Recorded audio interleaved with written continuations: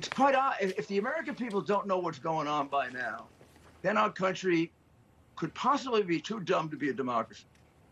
I mean, it is quite obvious that they will frame him with every single thing they've got.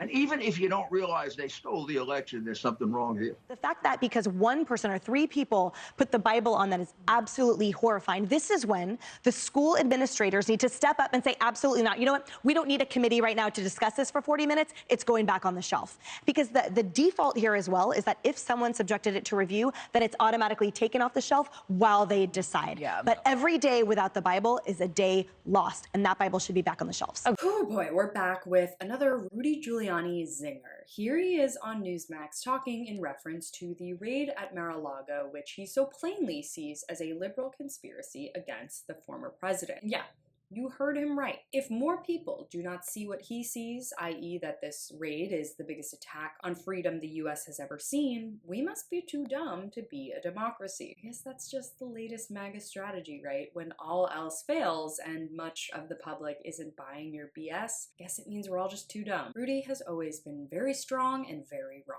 But for argument's sake, let's take his word for it, that the left is too dumb to understand democracy. I want to put this in perspective with another recent story I just saw that I want to bring in, and it's about the zealotry regarding book banning. So we've all heard about how Republicans across the country are waging wars on local libraries, insisting that certain books aren't suitable for school-age children, right? We'll take a look at what happened when a certain book was banned that made a Fox News Republican lose it. The Bible, the most read book in all of human history. I think that what's so difficult to digest here is that the whim of a few has such an impact on the many. And this was one of the reviewers, actually, her point was about that Anne Frank graphic novel, which is like the illustrated version, where she said, we approved this. And we thought to ourselves, like, yes, we saved this. This is literature that this school should be exposed to the students here. And yet because someone else said, no, we're going to review it again, all of a sudden it's back under review. We already addressed this.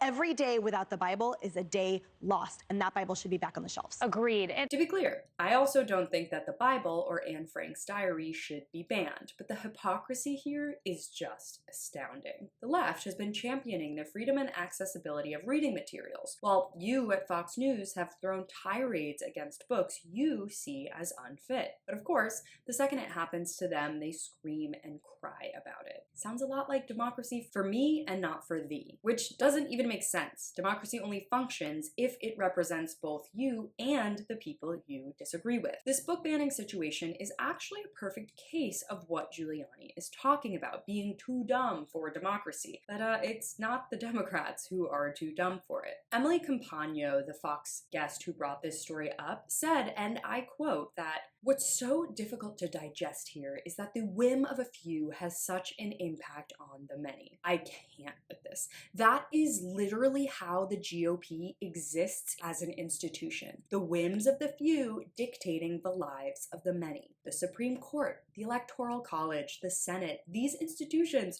are anti-democratic. And that's not to say that they should be abolished, but any Republican who isn't counting their blessings and doesn't understand how the deck is stacked in their favor is absolutely too dumb for democracy. So thank you, Rudy, for giving me my now favorite epithet for the GOP. Too dumb for democracy. Thanks so much for watching. You can follow me on all platforms at Caro Johnson 917.